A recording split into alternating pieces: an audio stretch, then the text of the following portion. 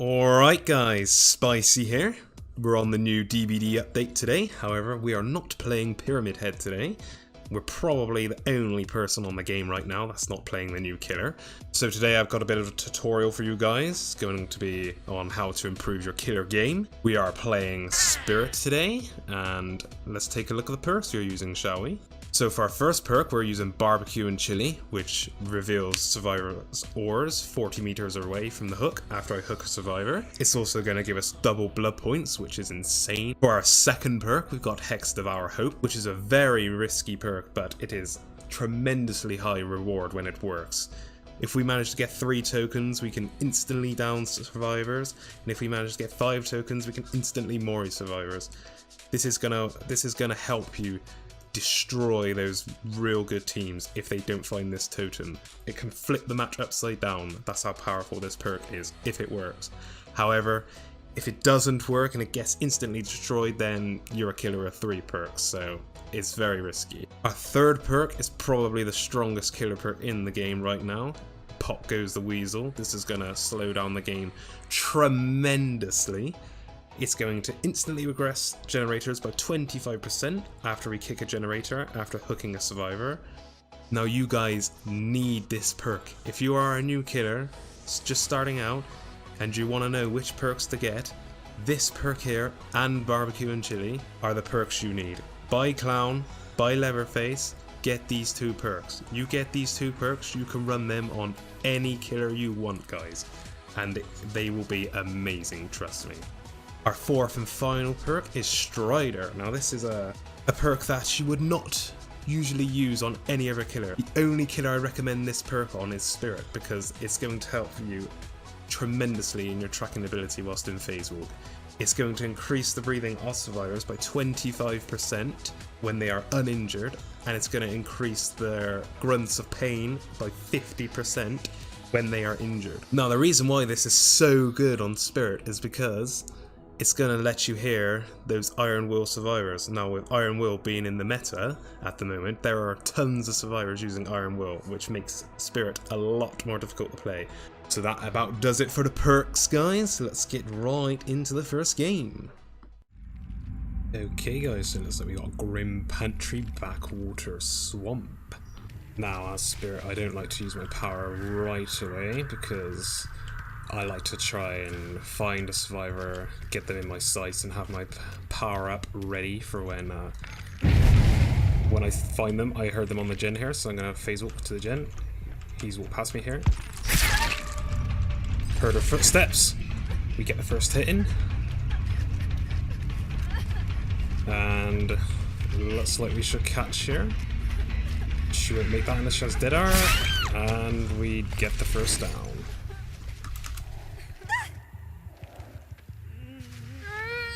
Now we're going to hook her and see if we can find anyone on Barbecue and Chili so we can instantly go over to and apply pressure. Looks like there's a David on the gen here, so we're going to phase walk over to him. Hopefully we can get a pop on the gen.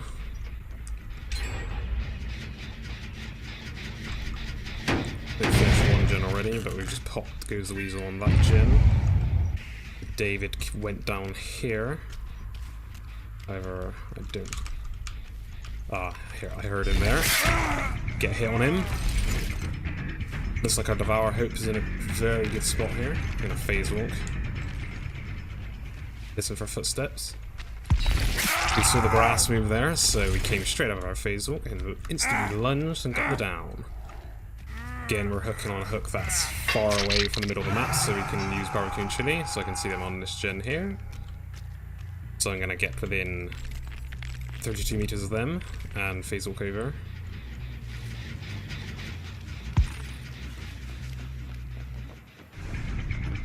Pallet area. We're not going to chase this Meg yet. We're going to go and kick this gen first, because we've got Pop Goes the Weasel.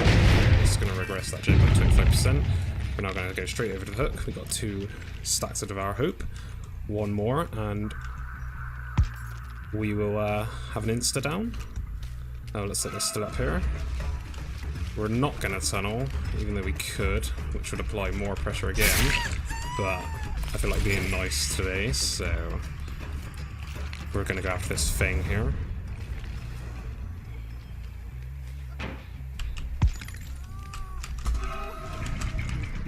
Oh, that's, she had life there.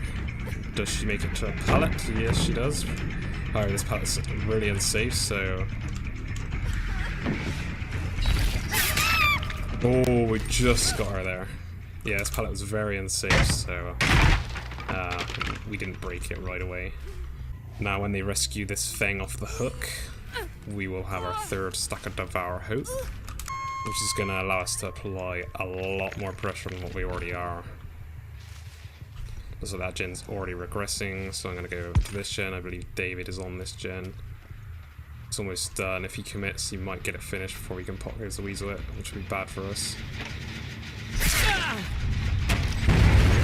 Oh, David missed a skill check there. That's going to allow us to get pop goes the weasel on the gen.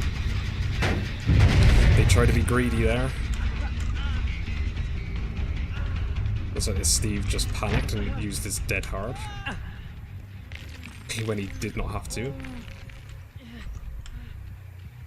Now I can hear the Steve underneath the thing, and we get the down. That's the power of Strider there. I heard him moaning all the way from up there, and that allowed us to easily track and get the easy down. Now we got someone self-carrying over there, which is good for us, because that wastes more time. That gen's still regressing, so we will go over for this person who is self-carrying over here. So they just finished healing. I'm not sure why this thing even bothered to heal, to be honest, with Devour Hope, but that's fine by me, I guess. And now this thing is dead, and by this point it's pretty much GG for the survivors. They're healing each other through Devour Hope. It's never a good idea if you're a survivor, guys, to heal through Devour Hope. Cleanse the totem first, then heal each other.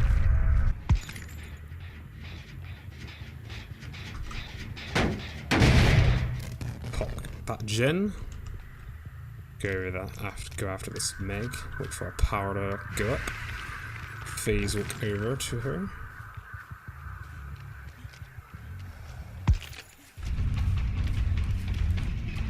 And our hope's gonna let us get an insta down here. And that's a down right there. You see the power of Devour Hope, guys, when the totem spawns in a good spot. This is the power of it right here. It's crazy good when it works, but obviously if it doesn't work then you're a free perk killer, which is never good. Go back and kill this gen, because I heard them working on it, so we know that has been tapped, and we can just request it even more. Pop goes a weasel. We're actually going to go out of range of this Meg here, so we can get the 5th stack of Devour Hope. They're probably searching for the totems right now. That's our 5th stack of Devour Hope, and we're going right over to this hook here. We heard his footsteps, and we're going to get our first Mori. We're not going to tunnel that Meg yet. We're just going to take the Mori on this David. You see, guys, the power of Devour Hope is insane, but obviously it's a high risk, high reward perk. We got lucky here because we're on a backwater swamp, and the totem spawns on this map are pretty good, to be honest.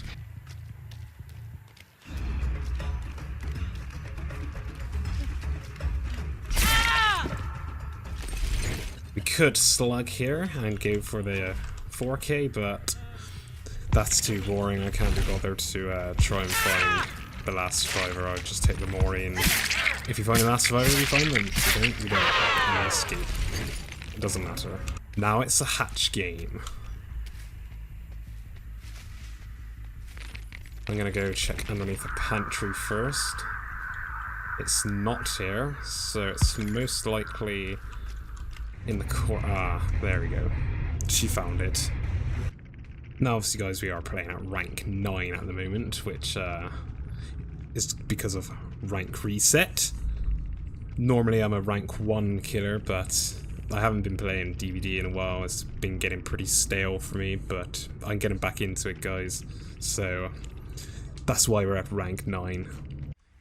Hope you guys enjoyed the video. One thing to mention here is if you didn't want to use a high risk, high reward perk like Devour Hope, You could just swap this out for a perk like Corrupt Intervention, which is going to help the speed of the game. This has been Spicy. Thanks for watching. If you enjoyed the video, please leave a like, subscribe. Thanks for watching. I'll see you again.